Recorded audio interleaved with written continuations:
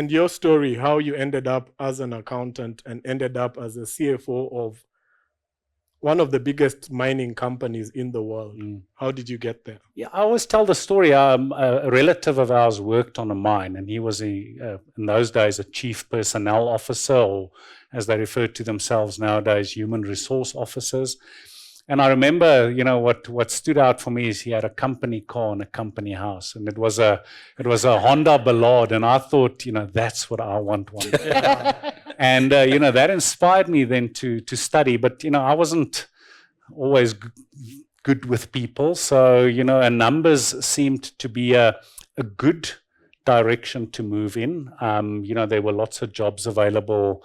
If you were an accountant, and it wasn't quite, you could sort of balance work or studying and partying at varsity. So that's how I ended up in that direction. But I had a bursary, from a mining company that was called Goldfields of South Africa in those days. They were in 75 Fox Street.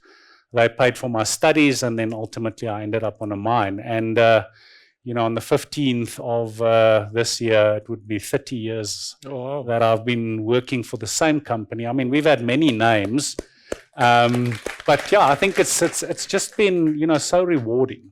Yeah. But yeah, I've always I always wanted to do more and learn more and, get out there and go underground and understand the business and be at that sharp end. But I always realized that I'm rooted in accounting. And I always say to people, don't stray too far from that, because that is your anchor. And just over many years, lots of experiences. I always say hard work. And that's where I think a lot of and sorry, forgive me if you think you fall into that category, a lot of the younger generation is not patient enough. It's hard work first, it's patience second, and you will be rewarded and you will be seen. And that has always been my motto. Awesome. And people, when they hear Sibanye-Stillwater, they think you guys do. Maybe just explain what exactly. Yes, no. So we are a mining company. We got formed in 2013. We got carved out of Goldfields. We started with 3 legacy mines in South Africa: Beatrix, Kloof, and Driefontein. They were considered old assets, short life. In 2013, we were told they only had 10 years of life. It's now 12 years later, and they still have 10 years of life. Okay. But they have been the bedrock of our growth story. So, we realized that we wanted to move into other areas, and we moved into platinum group metals.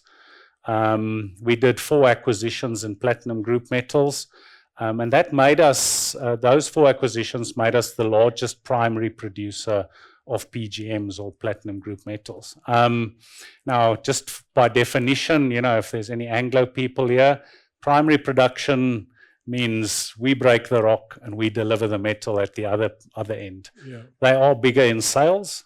So yeah, that's just, and then, through that, we acquired a company in the US called Stillwater, and we didn't want to lose that corporate identity, and that's how we ended up. Because when we started, Sibanye means we are one. And our CEO always reminds us that he wants to be number one. So that's where the name comes from. And then we decided to keep that identity of Stillwater and Sibanye-Stillwater. Yeah. And now, we've realized where the world is moving in terms of electrification of vehicles. We're not saying it's here yet, but ultimately we have to get there in terms of global warming and climate change. And we've decided that that's a pivot for us. So we're moving into green energy metals.